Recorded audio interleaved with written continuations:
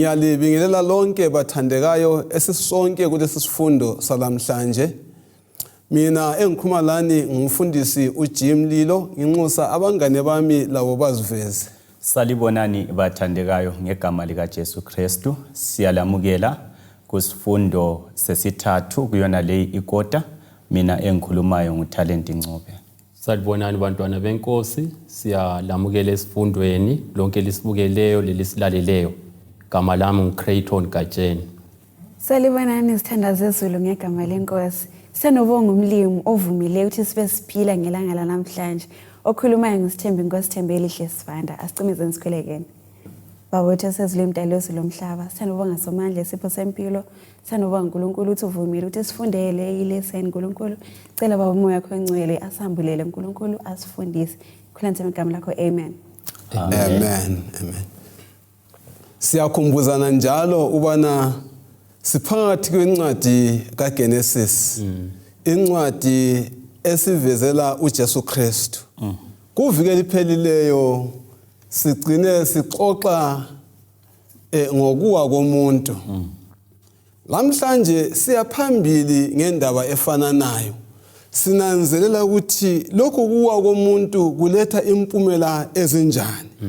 Lamhlanje sikhangela ngelifa likaKhayini kumbe indonsela kaKhayini. Ngizanxusa ukuthi ungifundele indinyana yokufundwa kekhanda. Genesis 4 verse 7. Right. Kambe ungaze wenze okulungileyo ngawuyekwamukelwa yini? Kodwa nxa ungenzi okulungileyo isono sichwathile emnyango wakho sichisekela ukukuthumba kodwa kumele usahlule. Sizananzelela phose isifundo sethu sonke esalamhlanje. Yes. Siyabe sikhangela ukuthi kanti nxa umuntu engenza okuhle kambe ngeke amukelwe na. Kuyini okwenzakalayo emva kokuwa komuntu njengalokho ngithe kuvike liphelileyo besifunda ngokuwa komuntu. Kuyini okwenzakalayo ngemva kokuwa komuntu okuyikho okugcwalisa ilizwi likaNkulunkulu esingathi ngesintu sakithi ilizwi lomuntu omdala ngaliweli phansi. Yes, yes. Yeah. Okunye sikubonayo emva umuntu esewile. Umuntu kwaba ngumuntu osokumele afe. Sibona ke lapha uKhayini esebulala uAbela. Right. Kugcwaliseka ngempela ukuthi ukufa sokungenile ngoba isono sesingenile. Ngempela uThixo wayechilo ukuthi lingadla lesisihlahla lizakufa. Ngakho ilizwi lomuntu omdala uNkulunkulu kwavezakala kasobala ukuthi uqinisile elizwini lakhe. Yes. Kulento enthathekisayo. Right. Nxa sikhangele imemory text. Indinyana yokwaziwa ngekhanda. Yeah. Isichiyela ithemba elimangalisayo. uNkulunkulu uthi nxa usenza kuhle kambe ngeke wemukeleka na. Sikhangela lapha kukhulunywa lo muntu owayesebhukutshe phakathi kwesono sehambe umgango omkhulu. uNkulunkulu umnika ithemba lokuthi la nxa enjalo uyenjani uyemukeleka. So uNkulunkulu akula muntu amlahlayo. La nxa umuntu esewone kangakanani engazehlisa abuyele kuThixo, uThixo uyamthethelela. Njalo okokucina sikhangele indinyana yokwaziwa ngekhanda. Ichiya isifundo sokuthi uNkulunkulu uyasipha amandla okunqoba isono. uNkulunkulu uyasipha amandla okunqoba isono. So amandla okunqoba isono kasizizuzeli wona. Avela kuNkulunkulu. Thina bese sinqoba isono. Onye okungithathekisayo lapha okukhulunywa ngabafowethu ukuthi kuthiwe isono singaphi sisemnyango. Angithi uthi uRevelations chapter 3:20 uthini? Bheka ngisemnyango ngiyaqoqoda. Meaning ukuthi loba isono sisemnyango umlimi la ukhona emnyango nalo. Lapha sokule choice okumele mina njengomuntu ngiyenze. Whether ngivulela isono ukuthi singene ngakimi o ngivulela umlimi ukuthi anginikeze amandla ukuthi ngihlukane leso sono. Siyabonga kakhulu. Yiwapha amazwi athanda ukuhambelana esiwafumana uGenesis 3 la uGenesis chapter 4 uma siqathanisa lezi zahluko kulamagama ngana afuna uthanda uhambelana maybe singakawa oxlamazwe ake sifundele uGenesis ngo3 verse ka6 leka 8 verse 6 yeah wathi owesifazana ngokubona ukuthi izithelo zesihlahla leso zaziyikudla okuhle njalo zibukeka emehlweni njalo zisweleka ukuzuza ukuhlakanipha wakha ezinye wadla wapha njalo ezinye indoda yakhe eyayilaye khonapho layo yadla 8 yana ku7 7 wathi amehlo abo bobabili avuleka basebenanzelela ukuthi babenqunu yikho basebethungela ndawonye amahlamvu omkhiwa bezenzela izambatho ngawo kwathi indoda lomkayo bezwa umsindo kaJehova uNkulunkulu ehamba esivandeni umkhathi usupholile yikho basebemcatshela uJehova uNkulunkulu phakathi kwezihlahla zesivande uyiqathanisa lo 4 verse ka8 4 verse 8 yeah wathi uKhayini wathi kumfowabo uAbel kake sihambe siye egangeni kwathi bekhonale egangeni uKhayini wasemhlasela umfowabo uAbel wambulala right sifundane ngalapha nginanzelela lapha into ezimbili eziphosa zihambelana alright ngale uEva ubona ukuthi isihlahla sifanele ukudliwa lifruit leliyana ngapha ku chapter ngo4 uKhayini ubisa umnikelo owani owamafruits so kulezinto ezimbili lapha nxa isihlahla esasikhulunywa nguThixo ukuthi lesi lingasidla liza kufa bathi sebesidlile uthiwa bazibona sebenjani sebeze yes ukuthi ukuthi kwakungabuyeleki kuNkulunkulu kungela kuchitheka kwegazi babesala belokhe benqunu bengaze bezameni ukuletha okwezihlahla kwakungabuyeleki kuThixo loKhayini lapha ubuya lomnikelo futhi owani owamafruits okungayisikho ukuthi okuthwe akwenze ukuthi ukuthi wayelokhe egcizelela ukuthi mina ngingabuyela kumlimo ngiyimi kungela gazi ngezami indlela sizafika kukho lokhuyana so uzananzelela ukuthi ingozi ekhona eluntwini namhlanje ukuthi umuntu azibone ephelele kungela msindisi umuntu azibone esenelisa kungela msindisi umuntu azibone eyikho konke okupheleleyo kungela Jesu phakathi kwempilo yakhe right okunye singezelela khona lapho sinanzelela ukuthukwa komhlabathi uGenesis chapter 3 alright siyakufica futhi lapha ngenxa yegazi chapter 4 ngenxa yegazi likaAbela elaseli ngenile emhlabathini sithola futhi ukusiba lokuthukwa komhlabathi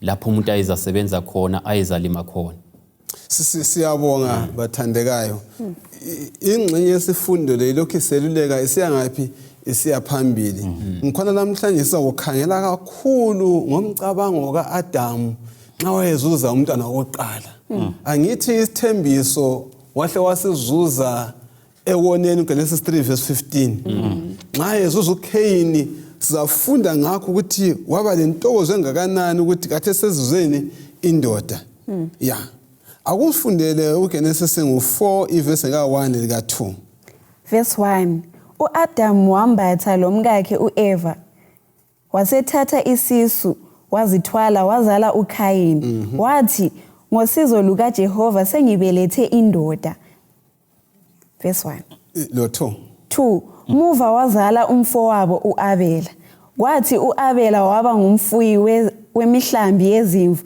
kanti uKhayini yena wasebenza umhlabathi asikhangeleni lapha bathandekayo uverse 1 uyasitshela ukuthi sozokela ubani uKhayini emva ubani sothe sozokela uKhayini amazwi banalandelayo sengizuze ini indoda enkosini. Uverse 2 sokulo Abela. The next thing okunye olandela lapho waba ngubani ngumalusi wezimvu. Nxa sikhangela lokho ngobubanzi bakho sibakhanyisa hluko lesi la abantu bababili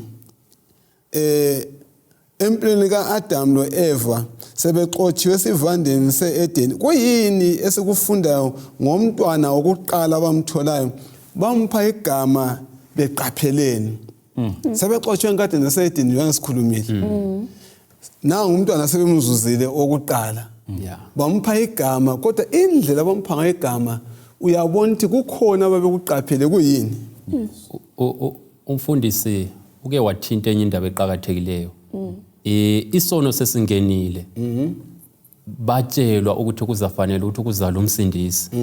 So babekhangelele kakhulu ukuthi ifirst born yabo izibulo liza kuba ngumsindisi oza sifela ezonweni. So babekhangelele ukuthi uKhayini nguye umsindisi.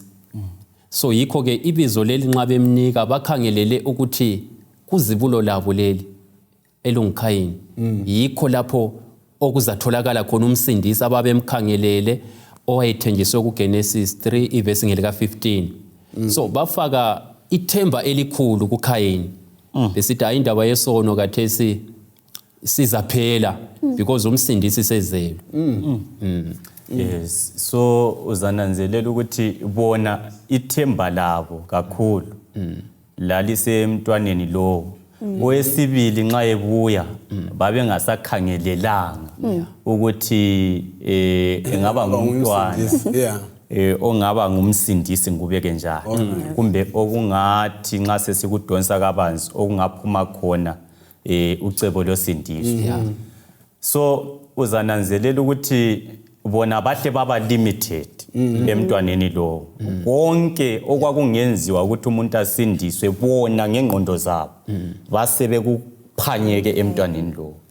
Kodwa kuNkulunkulu kuhamba kuye kabanzi kutshengise ukuthi uNkulunkulu kakho limited njengathi ukuthi si limited kangakanani ukuthi sigcina sifake ithemba lethu kokuyizinto okuchabalala. Ukugcizelela khonapho okuchiwo ngumfundisi uNcube. Sizananzelela ukuthi uAbela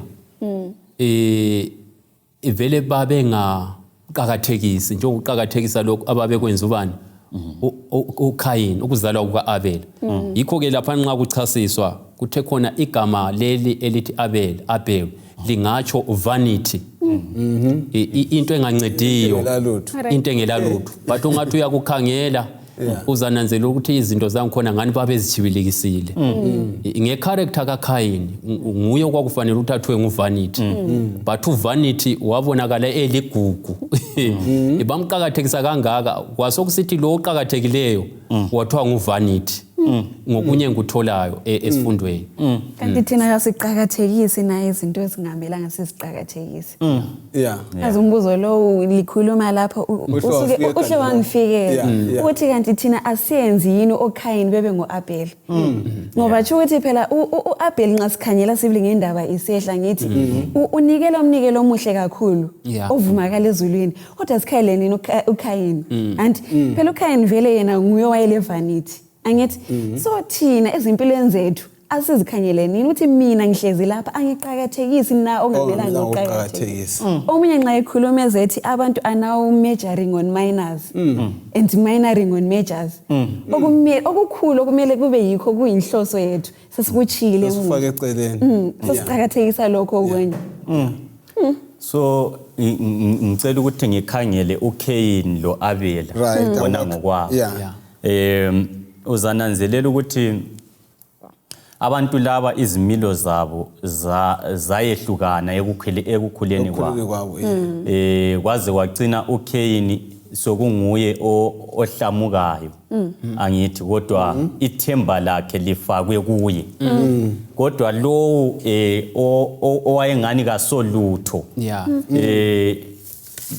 kazange abe lokuhlamuka.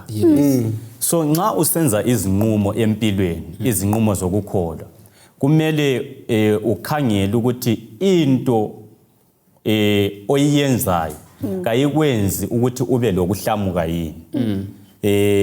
Kulezi gaba ezimbili.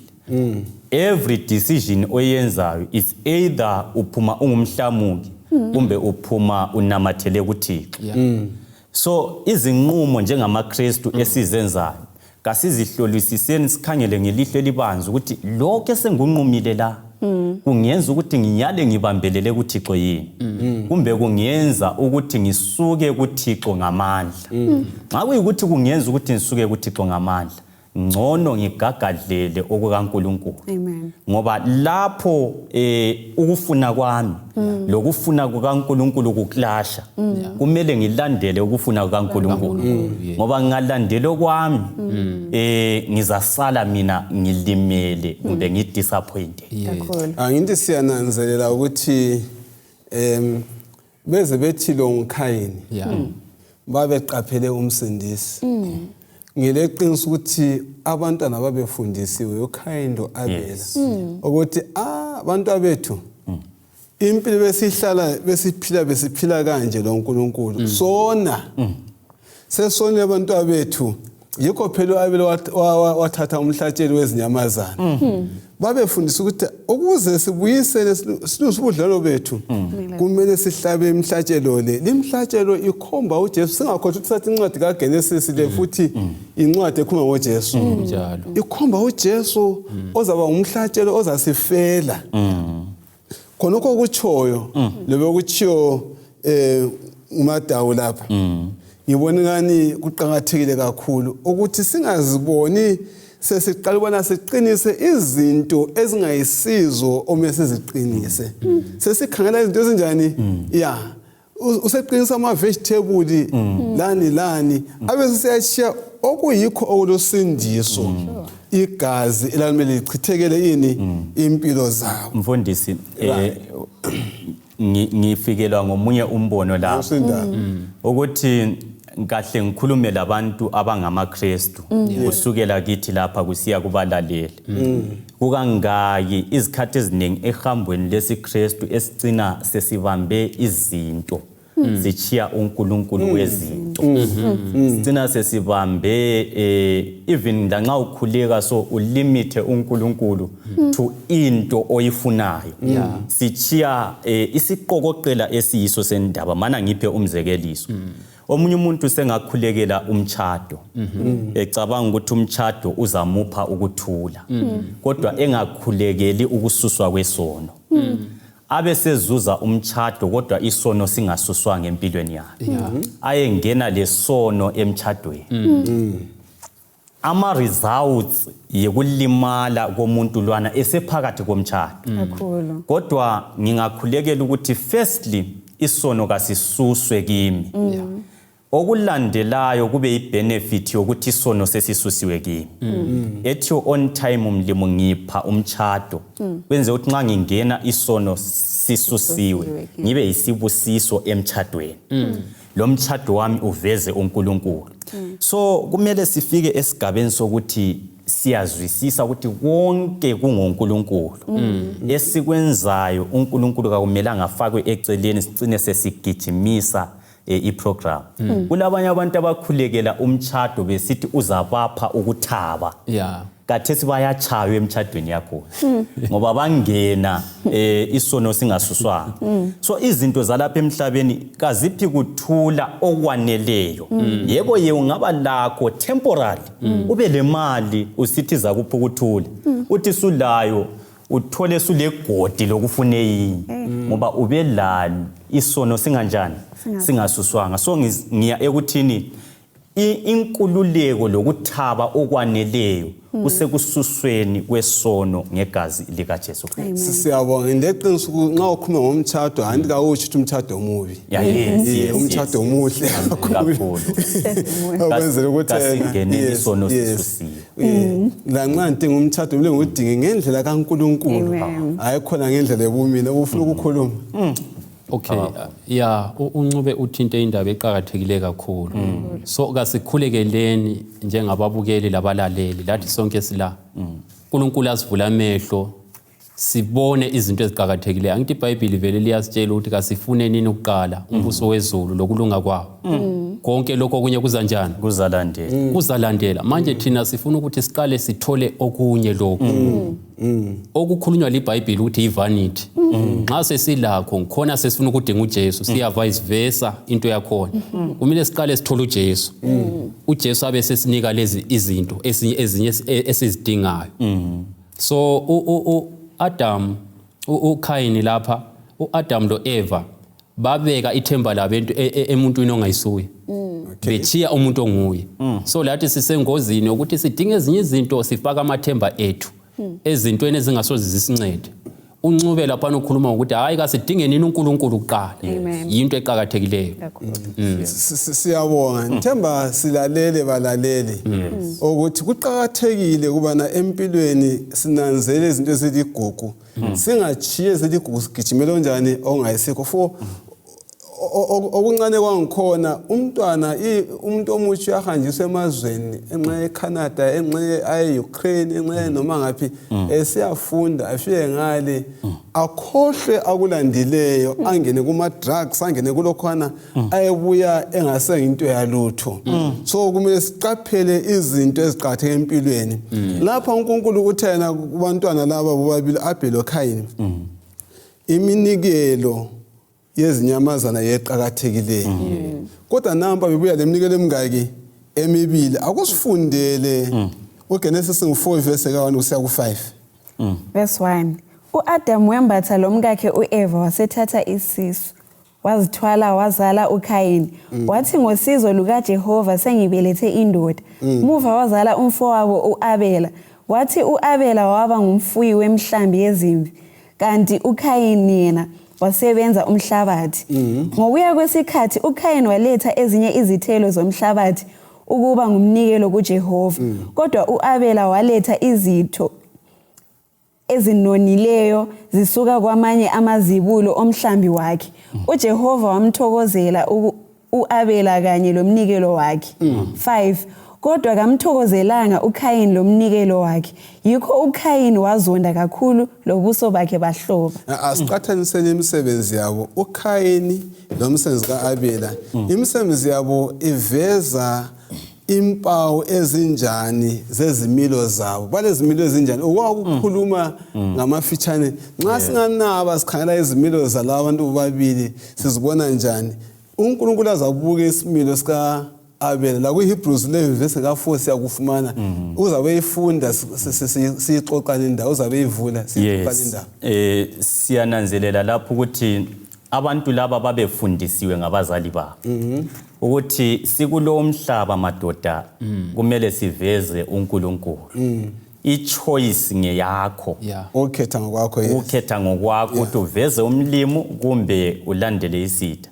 So imhlatshelo kuyenziwa kanje babekutsheliwe konke ukuthi kuyenzwa umhlatshelo wezinyamazana. So kuqhakathekile ukulalela amazwi enkosi. Amazwi enkosi. Siyabonga. So ekwenzeni kwabo lapha uKhayini wasebuya lo mhlatshelo wama-fruits o-beetroot. Yes, ngoba i-beetroot ngani iligazi kodwa kasogazi. Wasebuya lama-fruits umhlobo wonke. uAbela wasebuya lo mhlatshelo wenyamazana. Lama-fruits umfuna ukuthi sikubambe lo. Lama-fruits. So kwakuveza sobala ukuthi uAbela ukholwa kumsindisi ozayo onguJesu Kristu. Onguye ozasusa isono sani somhlaba. Wayekholwa ukuthi kangeke azisindise, kangeke azisuse isono. Kodwa lamandla okususa isono nguJesu Kristu. uKhayini wasesithi mina ngiyenelisa ngamandla ami. Ngokuletha oku-against intando kaNkulunkulu ongama-fruits. Wayesithi yena akadingi umsindisi. Uright enjalo. So ngiyangaphi ngicizelela ipoint le. uAbela okwenza waletha umhlatshelo wenyamazana lama-fruits. Yekuthi wayekholwa ekuthini sisindiswa ngokukholwa kuJesu. Kodwa ukukholwa okungela msebenzi kufile. Ngakho yikho wabisa konke. Then uKhayini wasesithi hayi mina ngisindiswa ngemisebenzi yami okwakungayisikho kwecebo likaThixo. So uThixo asisize ukuthi singathembi amandla ethu kodwa siyale sithembe kuThixo lapho nginikela kwabanye. Yeah. Kulento engithathekisa nxa umfowethu ekhuluma lapha mfundisi ukuthi uKhayini ngithi wahambisa ama-fruits okuphela kodwa uAbel wahambisa ikweni umhlatshelo wenyamazana lani lama-fruits uphezulu. Bese ngisithi kithi thina namuhla kanti mina nxa nginikela laphana angihambisa amakhabishi kuphela mfundisi. Ngoba yebo sibili mina khathesi inyamazana ngisayiqumi kodwa kumele ngihambele inhliziyo yami epheleleyo nxa nginikela. Amen. Pho nxa nginikela laphana angihambisi ikhabishi kuphela yini ukuthi bebone abafowethu ukuthi ngihambisile imali. Ngicabanga lokho yana kube kuyikunikela ama-beetroot lamakhabishi kuphela. uNkulunkulu asisize sibili ngoba umnikelo sibili nxa sihambisa laphana kumele sibisele ngenhliziyo. Ukugcizelela okukhulunywe ngabanye bethu la. Into eqhakathekileyo kuNkulunkulu ekukhonzeni kwethu yikulalela. Ukulalela nxa kungekho ekukhonzeni kwethu kasikhonzanga uNkulunkulu. uKhayini wayekwazi ende wayefundisiwe wayebonile labazali bakhe bekwenza ukuthi umnikelo olegazi yiwo owemukelekayo phambi kaNkulunkulu ngoba uveza igazi likaJesu elisachitheka. But what decide ngicabanga ukuthi uKhayini wadinga the best kuma fruits but edinga the best esenza into engayisiyo.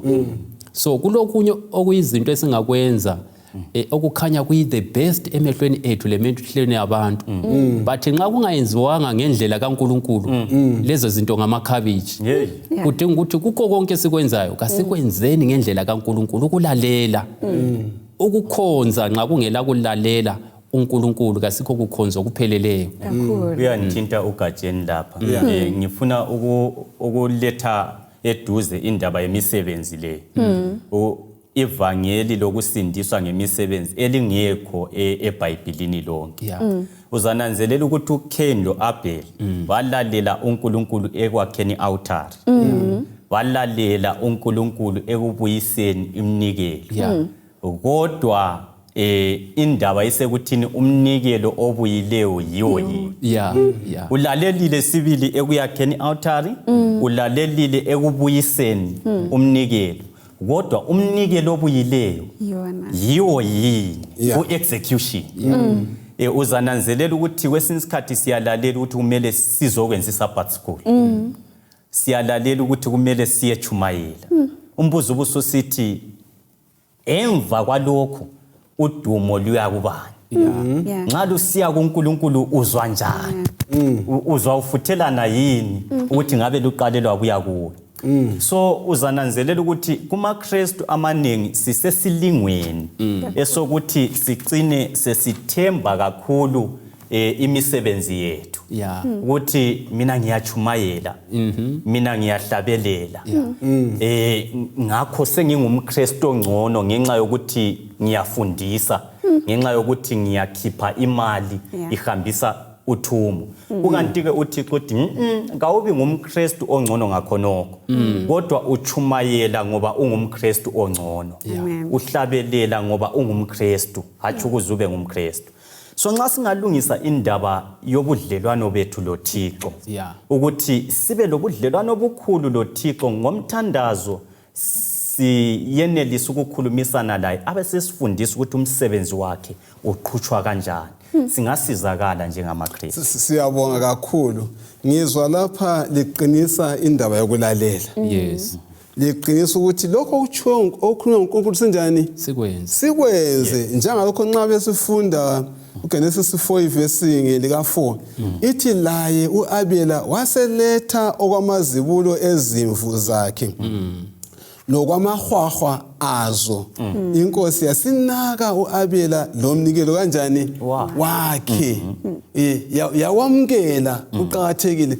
Ngitsho labathatheneyo mbona uqhakathekile wena balalele ilizwi kaNkulunkulu. Akusivulele uMalakhi ngo2 verse lika 13 Evula khona apha mfundisi. Yes. Ngibona kulenye indaba eqhakathekileyo ephuma la. Ukuthi lingananzelele emhlabeni abantu bonke bayakhonza, akula muntu ongakhonziyo. Abanye bangabe bekhonza izithombe lokunye, but abaningi bakhona ngabakhonza uNkulunkulu. Kodwa khona phane kukhonzeni, kulesifundo esiphuma la. Kulokunye ukukhonza okungemukelekiyo phambi kaNkulunkulu. Ngoba abanye abantu sicabanga ukuthi ezilongi ngikhonza akulandaba ukuthi ngikhonza njani. But lapha kuphuma isifundo esokuthi hayi kulokunye ukukhonza okuyikukhonza but okungemukelekiyo kubani kuNkulunkulu. Ukukhonza okwemukelekayo kuNkulunkulu ikukhonza kokwenza ngendlela kaNkulunkulu. Ukulalela uNkulunkulu. So kubabukeli labalaleli indlela esikhonza ngayo kasizibuzeni ukuthi yiyo yini ekhulunywa uNkulunkulu, yiyo yini emukelekayo. Ngoba kuthe khona kayisibo bonke abatsho kimi ukuthi inkosi inkosi abazangena ngapi embusweni wezulu, kodwa labo abenza intando kaBaba osezulwini. Siyabonga sho. Right. Akasibalele. Malachi 2 verse 18. Yeah. Ithi enye into eliyenzayo nansi ligcwalisa ialtare lika Jehova ngezinyembezi. Liyakhala libubula ngokuba kasayinanzi iminikelo yenu. Njalo kasayamukeli ngokuthokoza ezandleni zenu. Ngila khonapho ukuthi aniyabona ukuthi indaba yeminikelo iqhakathekile kakhulu. Lokuphathana kahle futhi kunjani uqhakathekile ngoba nxa siyaphambelana ivesi ikhuluma ukuthi lapha ngithathela kwaGatsheni uNkulunkulu usimisele okwechumi leminikelo sikubisela njani siyayilandela yini intando kabani kaNkulunkulu nxa singasayilathela intando kaNkulunkulu kulethana empilweni zabantu kwalethani kuKhayini okunganikeli kwakhe ngendlela eqondileyo akudlule from 3 uze ufika evesini ka8 kuGenesis chapter 4. Yes. Yeah, uzananzelela ukuthi izikhathi eziningi ukunganikeli ngendlela enhle kule mpumela ya akufunde ivesi sibe sesicizelela. 4 verse 3.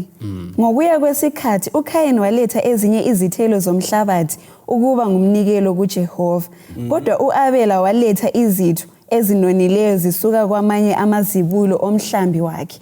uJehova wamthokozelela uAbela kanye lomnikelo wakhe, kodwa kamthokozelanga uKhayini lomnikelo wakhe. Yikho uKhayini wazonda kakhulu lobuso bakhe bahloba. Verse 5. Yeqoya ku8. Verse 8. Kwathi uKhayini wathi kumfowabo uAbela, "Kake sihambe siye egangeni." Kwathi bekhona le egangeni uKhayini wamhlasela umfowabo uAbela wambulala. Yawondaba. Yiziphi izehlakalo ezaholela ukuthi uKhayini abulale umfowabo? Yiziphi? Okwenza ukuthi uKhayini abulale umfowabo ukuthi umfowabo wayeke wamlanda. Wamtshela wathi, "Bhuti, ukhumbula ukuthi sifundisiwe ukuthi sinikele njani." uAbela wayeyenze konke ongamela ukuthi kwenziwe ukuthi abe ngumgcini womfowabo. So uKhayini kuthiwa ngamandla nxa uAbela esiza wayezonda. Ukuthi engathi emncane aphinde ayenze njani? Angitshela ukuthi kumele ngenzeni. Yona liyana isystem kaSathane ezulwini. Esesengulusifa. Ezinye izingilosi ayezithungamela zazibuya zimtshela ukuthi icebo likaThixo yileli. Yena ethi ngathi kuyimi engiphezulu zibe yizo. The more zibuya zimtshela, the more ulokhuzenini uLucifer wayesiba le pride. So uKhayini wazi wabona ukuthi kwakhona undoda lo angeke amcontrole ingqondo zakhe. Esebone ukuthi ngeke ambambe ingqondo zakhe. Into eyayikhona ukuthi aciche ukuyikhanya lokho okunguAbela.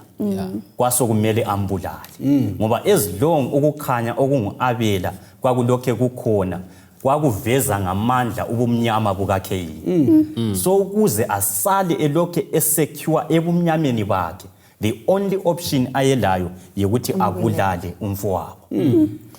Sithembe inkosi. nxa ubufunda ivesi le iyasivezela ukuthi uKhayini wathukuthela kakhulu okumangalisa njalo lokho eseshilo okaNcobe. Ubonani wayethukuthelele bani sebesibili? Lapha ngubona nxa ngibalale lawa amavesi ukuthi oqala wayethukuthelele umlimo. Okwesibili wayethukuthelele lo mfowabo. Njengoba besitsho uNcobe. Uthukuthela umlimo athukuthele lo mfowabo ukuthi kangakanani ukuthi kuvuma kanjani ukuthi njani owakho mhlatshelo uvunywe owakho njani ungavunywanga. Bese ngithola futhi enye aspect esiphuma lapha mfundisi ukuthi sokusiba lo mhobholo. Liyazi ukuthi abelanto ebuhlungu. Umhobholo bathini ijealous angithi usuka abe jealous kakhulu uKhayini la ukuthi umna wakhe ethi emncane kangaka phela yena wayelizibula ngithi and ngiyathemba lokuthi mhlawumbe ngokukhuliswa kwakhe angithi wayekhulela ekubona ukuthi phela yilo izibulo elizanjani elizasusa abazali esonweni angithi ngoba abazali yibo phela babecabanga ukuthi njani kuzasuswa ngaye angithi so but kuthi kunguye izibulo elinjalo umna wakhe bese umnikelo wakhe ubusuvunywa okungavunywanga kanjani hey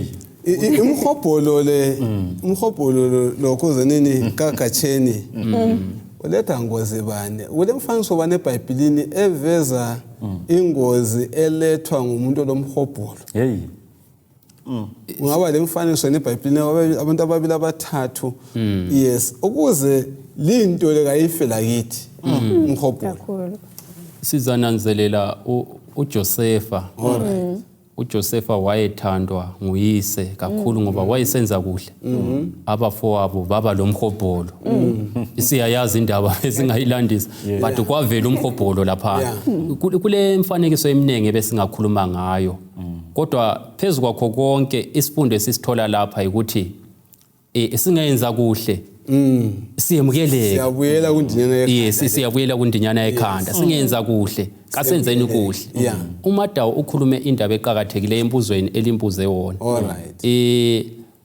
wahlamukela umfowabo ngenxa yokuthi kasakhonza uNkulunkulu sikhumbule indaba ekhulunywa kuMatthew chapter 22 verse 36 to 40 yiwuphi umthetho oqhakathekileyo owabuza uJesu lapha kwathiwa khona wathanda inkosi uNkulunkulu ngenhliziyo yakho yonke ngengqondo yakho yonke ngomoya wakho wonke owesibili wathanda umakhelwane njengoba unjani uzithanda so uKhayini waqalisa ngokuhlamukela uNkulunkulu ubukhulu bukaNkulunkulu engakabulala umfowabo waqalisa ngokuthi uNkulunkulu lo wadala izulu lomhlaba angisamkhonzi mina ngenxa yokuthi angisamkhonzi lo mfowethu lo kangisamthandi yes so yikho lapho kwaba lohlupho khona bese ngezelela ngalokho umfundisi ekuthini empilweni yethu yansuku zonke kuyagcizelelwa liBhayibheli ukuthi sibothandana sibothandana ukuthandana ukuthanda uNkulunkulu bese sithandana kuza sivikela kwezinye izinto eziyingozi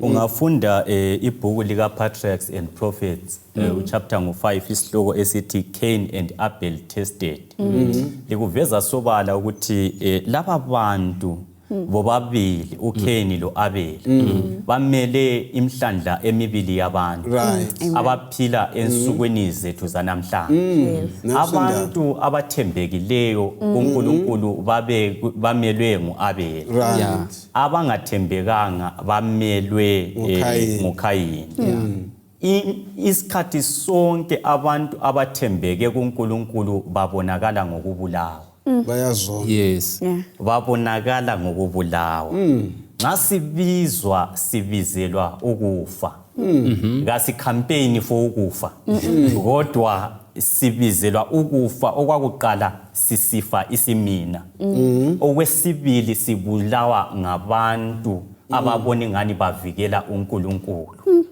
ngize ngikhumbule undoda uthiwa nguPaul ungafunda ibhuku lika Acts of the Apostles chapter 12 kuthiwa undoda lo wayehamba ebulala abantu esithi umele uNkulunkulu kodwa umthetho kaNkulunkulu sithi ungabulali so abantu abamele uThixo babonakala ngokubulawa isikhathi eziningi kodwa ekubulaweni kwabo basala belokhe bemnene ukukhanya kuvezwa ngokufa kwabo ngoba ngokufa kwabo baba ngabanqobi kulenye into eqhakathekileyo lapha Ncube sikhona lapho. I-character ka Abela yayi ngathi iyahlokoza isimilo sika Khayini. UKhayini yayimthunuka, wayephila kuhle senza kuhle. So ngamanye amazwi uKhayini wayesithi nxa ekhangela uAbela wayezibona isimilo sakhe esingamanga kuhle, wayezibona ububi bakhe. Wasesithi umuntu lo uyangi-expose, ngcono nginjani ngimpulala. Uncube laphana bekhuluma indaba ku 2 Timothy 3 verse lika 12. Bonke abathanda ukuthi baphile kuhle balandele intando kaNkulunkulu bazazingelwa. Okusenza sizingelwe ukuthi umhlaba nxa usikhangele ubona abantu aba-exposer ububi babo ngenxa yokuthi thina sabe sesifanana lo Jesu. Ungakhangela kuJesu uyazibona iposition yakho yeqiniso. So uKhayini wayesithi nxa ekhangela uAbela azibone ububi bakhe lobubi benhliziyo yakhe. Wasesithi ngcono ngiqedelane lo muntu lo ukwenzela ukuthi ngingaziboni ububi bami. So kunjalo lakhathesi Revelation chapter 13 esiyakhona okuzayenza ukuthi sibulawe ngesikhathi sokugcina yikuthi abantu babebona uJesu kithi. Yes, ngiyananzelela anisesithintile ngokuhlamuka kaKhayini ngokwenza azabulale ubani uAbela. Kodwa kulento endithathekisayo nxa ngilalela amavesi athi liwafunda angasilizwisa njani imibuzo kaNkulunkulu ayiletha kuKhayini isifundisani ngoNkulunkulu ngokwakhe. Njalo yayidinga ukumncedisa njani uKhayini. Emva kwalo mbuzo futhi umxwayisa ngaziphi na uKhayini sifundani ngesenzo sikaNkulunkulu. Kuthiwa uKhayini yena ngokwakhe ungabala ibhuku elifananayo Acts of the Apostles, Patriarchs and Prophets chapter 5.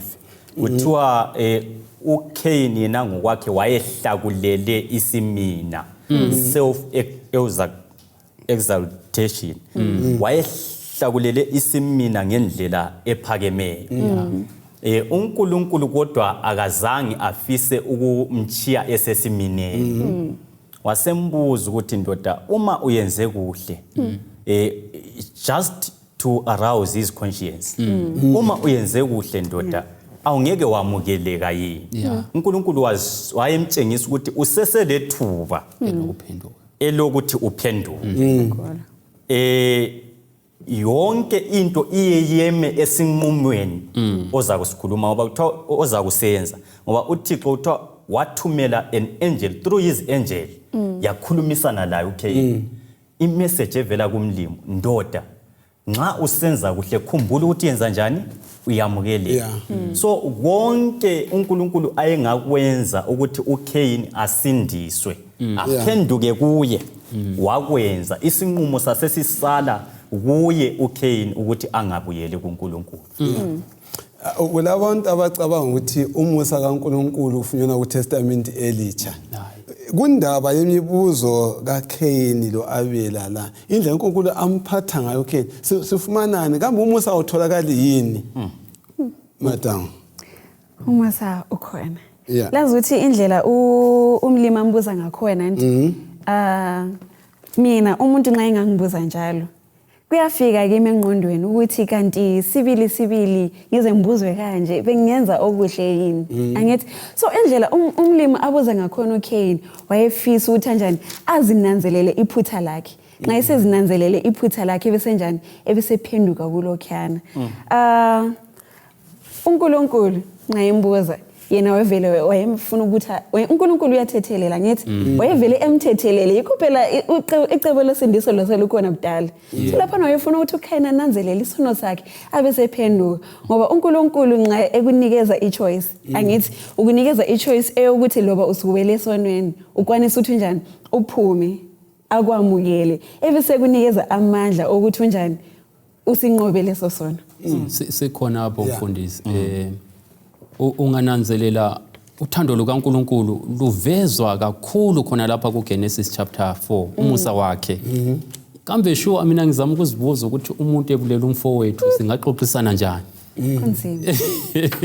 Kodwa ke uNkulunkulu la ukhuluma ngothando okutshengisa ukuthi la nxa uKhayini evulele lokho emthanda uyamvikela yes uzamvikele so uNkulunkulu la nxa singaze singene ezonweni ezinjani uyasithanda okwethu okumele sikwenze yikuvuma lapho esone khona uNkulunkulu uyathethelela uNkulunkulu is always ready to forgive uyasithethelela nxa sithe sanhlanhlatha nxa sibuyela kuye uyathethelela zonke izono xa uzaziphosele ekujuleni kolwandle kube sengazathi kasonanga so yilo uthando uKhayini alutshengiswayo kodwa kaphendukanga still Othatha sifundele uGenesis 4 verse 9 Genesis 4 verse 9 uye ku10 ngizawuthe uthumi uJehova wasesithi kuKhayini ungaphi umfowenu uAbela na waphendula wathi angazi ngingumgcini wakhe umfowethu na uJehova wathi usuwenzeni lalela igazi lomfowenu liyakhala kimi lisuka emhlabathini manje usuqalekisiwe njalo usuqotshiwe kuwe umhlabathi osuvule umlomo wawo ukwamukela igazi lomfowenu lisuka esandleni sakho 12 lapho usebenza umhlabathi kawusayi kuthela amabele kuwe uzakuba luzulane emhlabeni uKhayini wathi kuJehova isijeziso sami singaphezulu kwamandla ami lamhla usungiqotsha elizweni yikho sengizasithela ngingabi khona kuwe ngizakuba luzulane olungela mpumulo emhlabeni kuthi loba ngubani ongifumanayo angibulali 15 kodwa uJehova wathi kuye akunjalo lo ongabulala uKhayini uzaphindiselwa ngokuphindwe kakhombisa yikho uJehova wasebeka uphawu kuKhayini ukuze kuthi lo omfumanayo angambulali siyabonga kungenxa yani uNkulunkulu ebuza lo mbuzo okuphi umfowenu na kukuhlana ngapi isono sikaKhayini lokuba umhambuma na ya sisananzelela ukuthi ezulwini uNkulunkulu kazange ethi uSathane ehlamuka wahle wambulala khonapho la namhlanje uSathane uya exist uKhayini uNkulunkulu kazange ethi ehlamuka wahle wambulala khonapho kodwa wafaka uphawu ukuthi kaphile undoda lo ekwenzelana uNkulunkulu wayekwenzela ukuthi ukuze avikele impilo kaKhayini wayefuna ukuveza ukuthi abantu nxa bebengaphila esonweni babanjani nxa uNkulunkulu yikho esithi ngizasitheka phambi kobuso kabani bakho okuthi ukuthi uKhayini wayesephila engathunganyelwa intando kaNkulunkulu wayesephila isono sibusa empilweni yakhe ngakho uNkulunkulu wathi ngifuna ukuvezela umhlaba ukuthi nxa ungaphila isono sibusa empilweni yawo umhlaba ubanjani so ukuphiwa impilo kukaKhayini kwakungatsho ukuthi umlimi uya-approve akwenzileyo kodwa wayefuna ukwenza i-demonstration yokuthi nxa liphila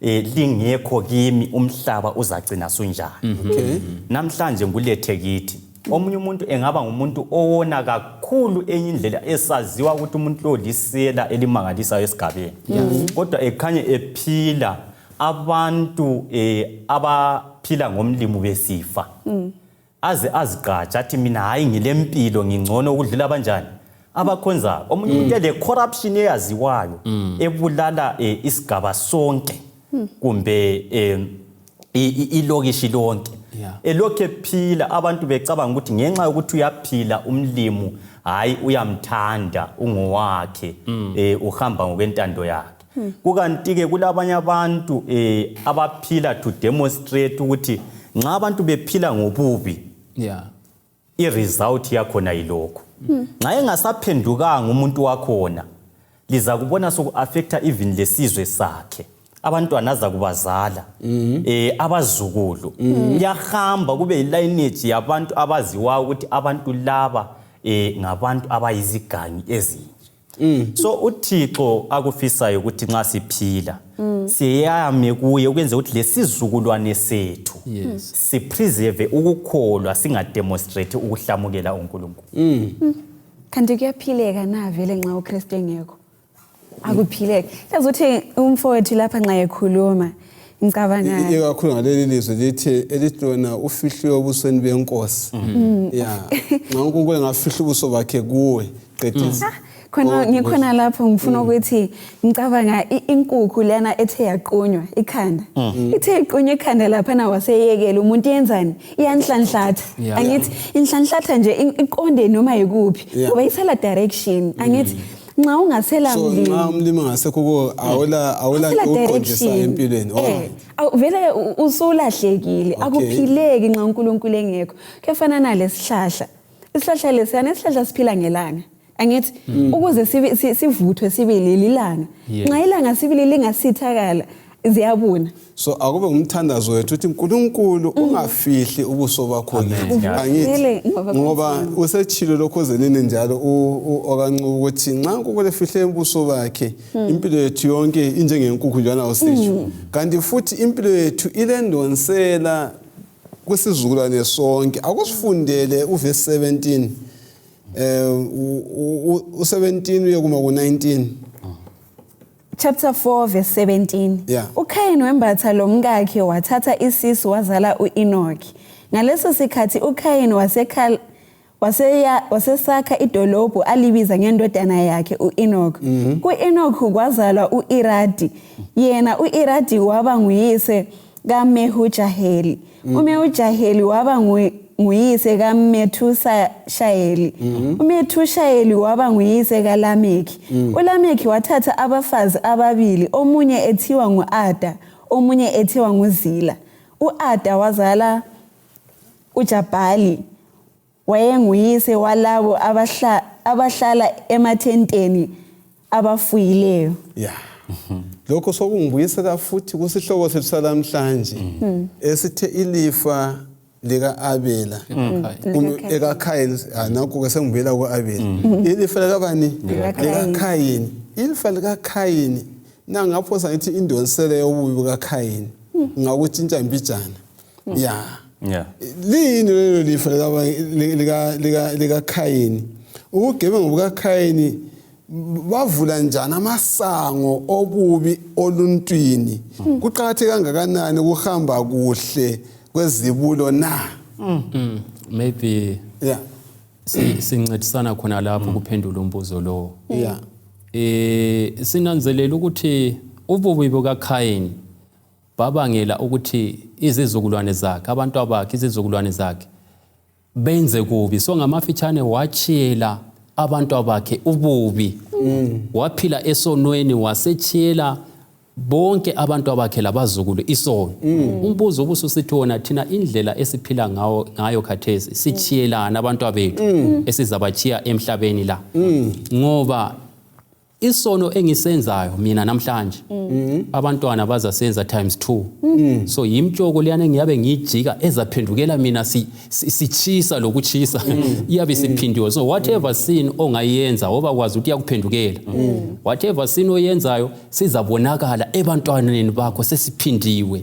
So kasiphileni ngendlela yokuthi sizachiyela abantwana ilifa elihle elizayenza ukuthi babone umbuso wezulu.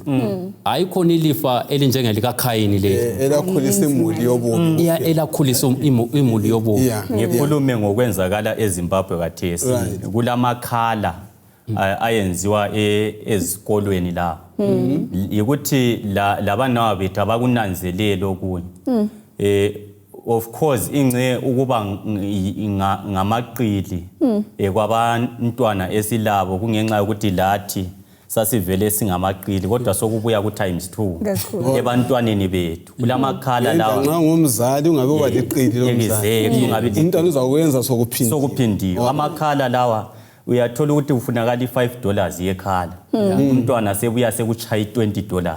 Soku ×3 ngoba lawe wawuqila abazali ngale. Usithi for so uza kunanzelela ukuthi izimali eziningi liyazikhipha abazali.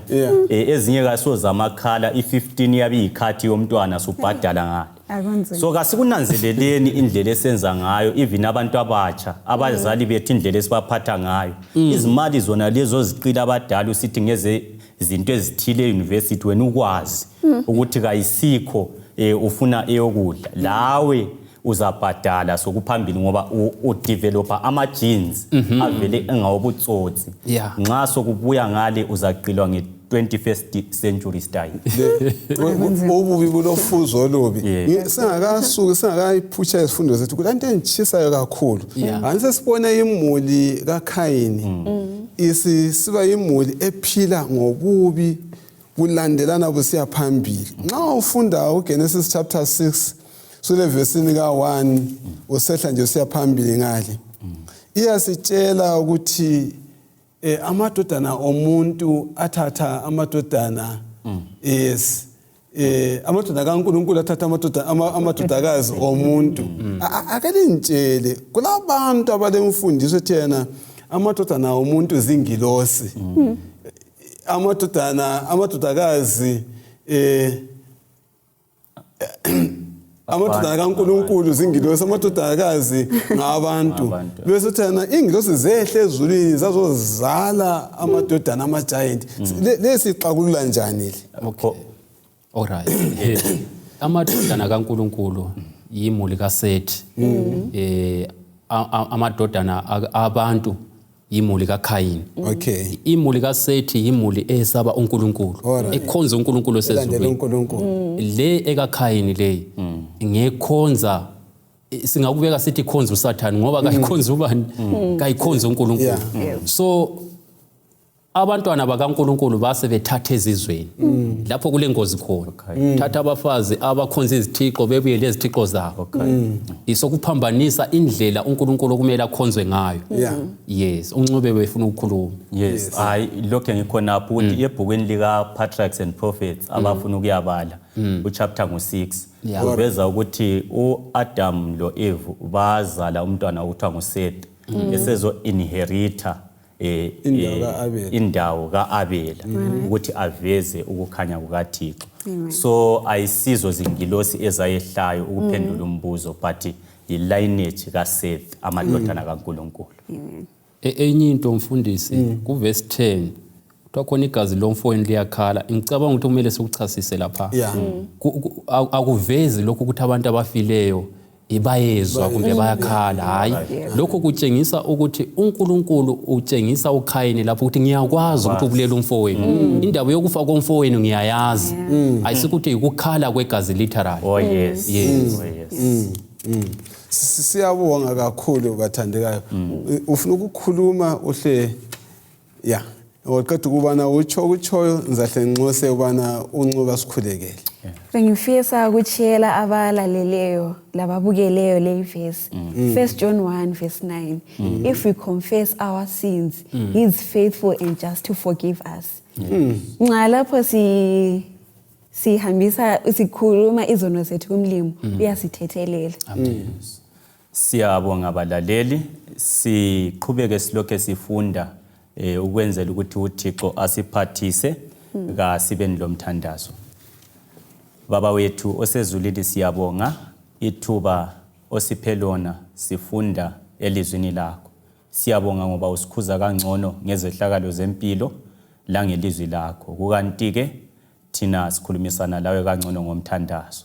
Sikhulekela ukususwa kwesono kuqala kithi ebesikhuluma lapha la kubalaleli. Ukwanda komusa lothando ukuthi isimilo sakho siyakhiwe kithi ukuze sifanele umbuso wezulu. Sokupheleliswe konke sitholakale sikhona ekhaya ezulwini ngegama lika Jesu siyakhuleka. Amen. Amen.